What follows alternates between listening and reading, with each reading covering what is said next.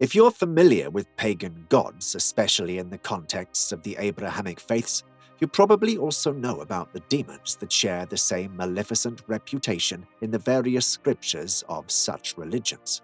Perhaps just as infamous as Lucifer, the morning star, or Baal, the chief deity of many of the Israelite foes, Beelzebub is another iniquitous figure that does seem to be looked down upon by the Judaic faiths. Whether it be as the chief deity of the Philistines, a derogatory insult to those people by the Israelites, or as a prince of darkness that might be as powerful and highly placed as the devil himself, if not more, Beelzebub is a figure that has no warm place in the heart of those who know him and revile those who worship him.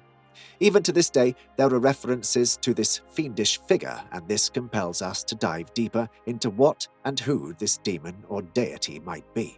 So in today's video, we'll take a look at who or what his entity is and the many iterations he might take. Let's learn the shocking truth about Beelzebub. A good place to begin with is back when King Nebuchadnezzar ruled over the Babylonian Empire. We head over to the south coast of Canaan, where the Philistines, people who were exiled there by Nebuchadnezzar, lived. This we find pagan gods like Baal, as this was a polytheistic society as opposed to the children of Abraham, who only worshipped the one true God and faced ridicule from their enemies such as the Philistines for their beliefs. Within Canaan, another demon similar to Baal was being worshipped in the southwestern province of Ekron. This was the infamous Beelzebub. We learn of this when we leaf through the scripture and find the story of Isaiah, who's left bedridden.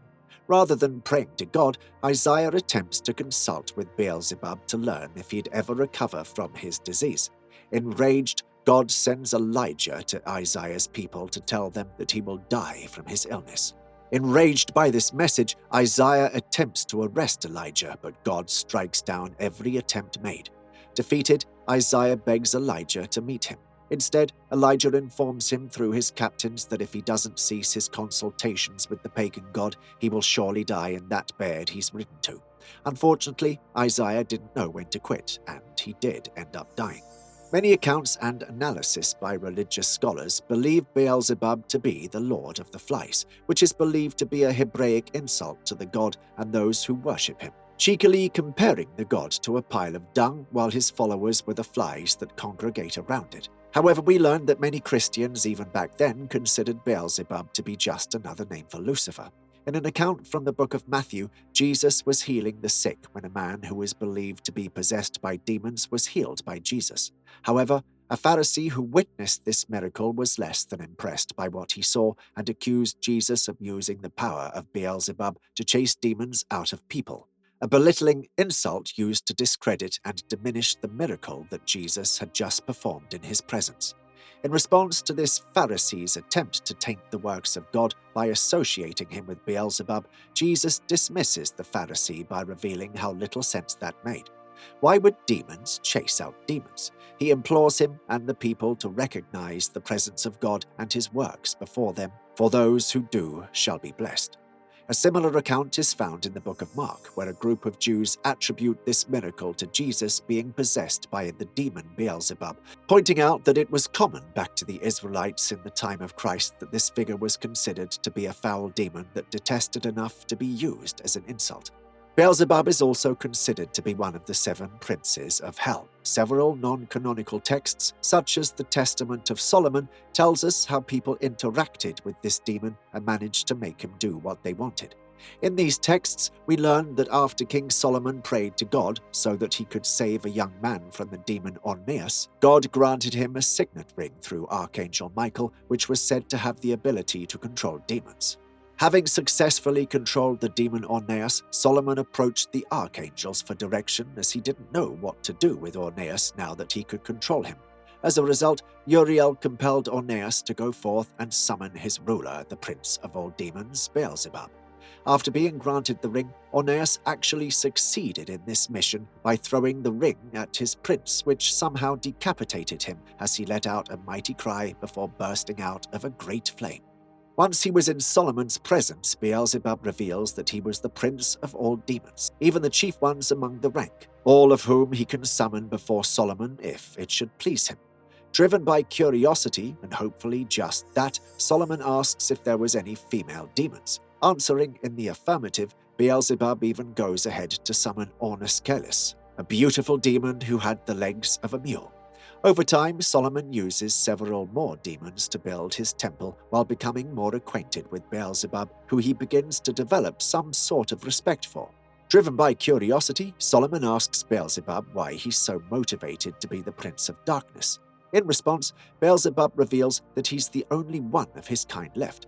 Out of all the angels that fell, he was the first angel in the first heaven, but now he's the ruler in Tartarus.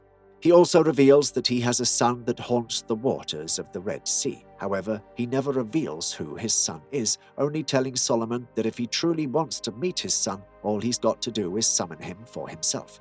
Harrowingly, when Solomon asks him why he's being so forthcoming, the demon reveals that one of his missions is to destroy kings. In fact, he loves destroying all men as a whole, sending his agents to corrupt men and priests alike with war, sodomy, lust, greed, and all other things as he destroys the world.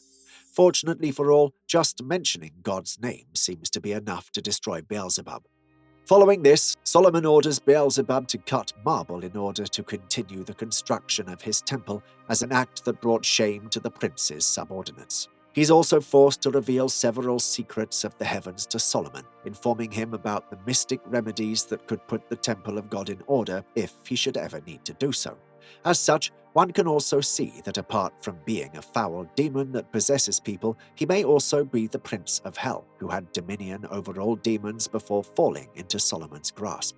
However, when you take a step away from religious culture, you'd find that in demonology, perhaps for as long as we might be able to remember, many authors have considered representing gluttony or envy out of all the 7 deadly sins, depending on one school of thoughts, as the motive to plot endlessly for the end of mankind, and can be said to feed an insatiable hunger that aptly represents gluttony, while his ability to incite envy upon men shows how he may have been seen as the personification of such.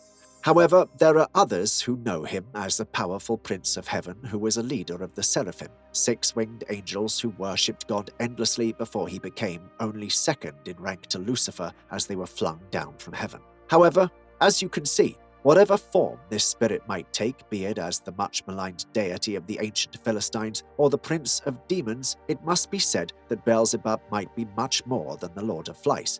No doubt he'll forever continue to seek out ways to corrupt mankind till the end of eternity. Well, that's all for today's video. Be sure to like and subscribe so you can be notified about our next videos. Trust me, you don't want to miss any of that.